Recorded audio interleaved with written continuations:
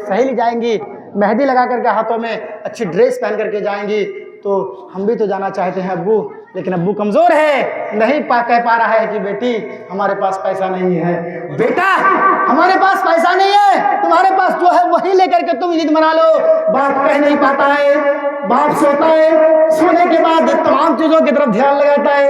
आए अल्लाह, मेरी बेटी कह रही है हमारी सहेली जाएगी नमाज पढ़ने के लिए, ईदगाह जाएगी, अच्छी अच्छी ड्रेस पहन करके जाएगी, मेरी बेटी को नहीं मिलेगा तो उनकी सहेली ताना मारेगी। देखो इनका बाप कितना गरीब है और ये कितने कमजोर लोग हैं, ये हमारे मुकाबिल के और हमारे म्यार के लोग नहीं है, हमारी बेटी की इंसल्ट होगी। बाप बेचारा मजबूर होकर के जाता है, कर्जा उठाता है, एक आदमी से कहता है मेरे भाई 10,000 रुपये तुम हमें कर्ज दो, हम तुम्हें 12,000 रुपये देंगे, वापस घुमा करके 12,000 देंगे।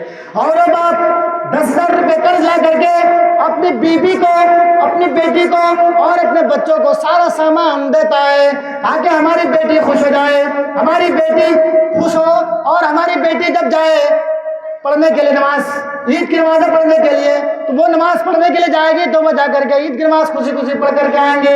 मेरे भाइयों, बाप इस तरीके से अपनी बेटियों की परवरिश करता है। उसी बाप से अगर 2 लाख रुपए मांगा जाए भिखारी बनकर के जहेज के नाम पर, तो बताओ इससे बड़ी शर्म की बात और क्या है, गैरत की बात क्या है? मुसलमानों, हम मुसलमान हैं, जहेज का पर्दा हमारे अंदर है ही नहीं है। इस्लाम के अंदर 0/0, 0/0 जहेज का पर्दा है। जहेज का पर्दा कहीं नहीं है, कोई भी हमें नहीं दिखा सकता है कि मौलाना साहब 1 रुपया लेने का भी इस्लाम इजाजत है, नहीं दिखा सकता है। ये जहेज कहाँ से आई है मालूम है? कहाँ से आई है? हिंदू धर्म के अंदर भी नहीं है।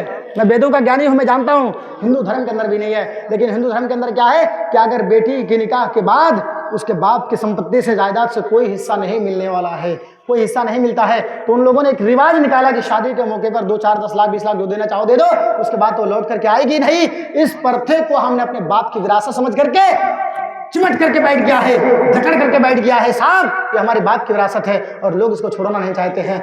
छोड़ो, इन तमाम चीजों के ऊपर जूतों की नोक पर ठुकरा दो, लाओ इस्लामिक तरीके से इसे कहो कि हम तुम्हारी बेटी को लाएंगे तुम्हारे घर से, तो सिर्फ 1 जोड़े में, और मेहर बिल्कुल कम होना चाहिए। 2-4 आदमी जाएंगे, निकाह पढ़ा करके लेके आ जाओ, बस यही है इस्लाम के अंदर। उसके बाद जब तुम्हारे घर आ जाएंगी लड़की, तब 4, 10 गाँव 20 गाँव वालों को एकदम बड़ा सा भोज करो और खिलाओ यार वलीमा, हाँ हमने शादी की है, ऐसे करके दिखाओ। अपने समाज को बचाओ, अपने सोसाइटी को बचाओ, अपने माशरे को बचाओ, अपनी बेटियों की इज्जत और औकार को बचाओ। मेरे भाइयों, बातें अगर कहूँ तो सुबह तक सुना सकता हूँ, लेकिन मैं भी थका हुआ हूँ क्योंकि कल का भी प्रोग्राम है और शब कदर की रात भी मैंने भी जागा है।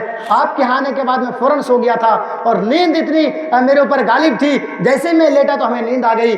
शेख मंजूर नदवी साहब भी दे करके आए थे कि मैं सोया हुआ था। मेरे भाइयों, थकता मैं भी हूँ और यही प्रोग्राम का सिलसिला तो हमेशा जारी रहता है। यहाँ से भागो वहाँ, वहाँ से भागो वहाँ, वहाँ से दौड़ो वहाँ, यही सिलसिला चलता जा रहा है।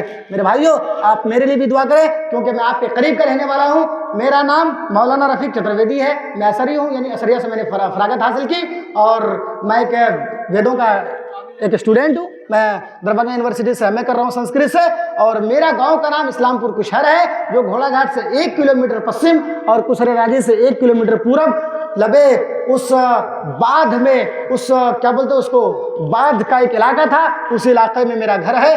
वहाँ के मैं पलार जिसको बोला जाता है, उसी जगह मेरा घर है। मैं वहीं से बिलोंग करता हूँ। आपके सुपौल डिस्ट्रिक्ट का रहने वाला हूँ, आपके समाज का रहने वाला हूँ, आपके समाज का मैं बेटा हूँ।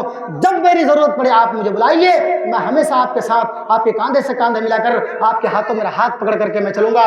जिस भी मसले की जरूरत हो आप हमसे रब्ता कीजिए, इंशाअल्लाह आपका मसले को मैं दूर करूंगा। अगर कोई हिंदुओं से कोई अगर उलझता है, आप मेरा नंबर मेरा सोशल मीडिया पर मौजूद है, मौलाना रफीक चतुर्वेदी सर्च करेंगे, वहाँ मेरा सोशल मीडिया प्लेटफॉर्म मिलेगा, फेसबुक, यूट्यूब, वहाँ मेरा नंबर डला हुआ है। आप उस नंबर को प्राप्त करिए और मुझसे बात करिए, हम तमाम मसलों का जवाब उनको देंगे और उनके सर चढ़ के बोलेंगे इंशाअल्लाह। आप मेरे लिए दुआ करिए, अल्लाह मुझे बहुत ज़्यादा इल्म दे और मैं इस्लाम का एक स्वाएं और रोशनी लेकर के निकलूँ। अल्लाह हमारे इदारे को चमकाए ताकि मैं वहाँ से बच्चों को तैयार करूँ जो इस्लाम का शेर बनकर निकलेगा। अल्लाह तबारक व तआला से दुआ है कि जब तक हम जिंदा रहे इस्लाम पर रखना, जब हमारा खात्मा होती ईमान बिल खैर हो। आमीन व आखिर दावाना अनिल हम्दुलिल्लाहि रब्बिल आलमीन। अस्सलामु अलैकुम व रहमतुल्लाहि व बरकातुहू।